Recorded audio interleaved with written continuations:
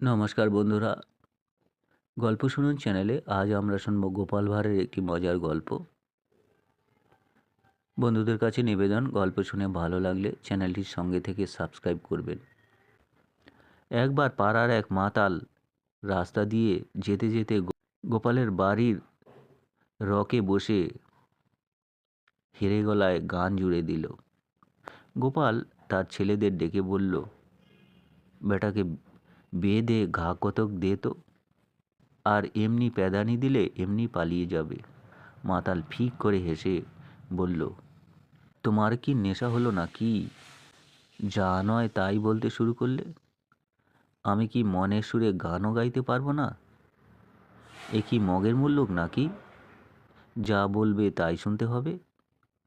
আর বাঁধবেই তো সকলকে বাঁধা যায়, একবার বেঁধে দেখুক।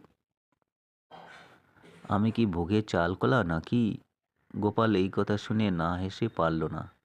গোপালের হাসি দেখে মাতাল গান ছেড়ে শুরু করলো তিরিং তিরিং করে লাফ, আর সেখান থেকে পালিয়ে গেল।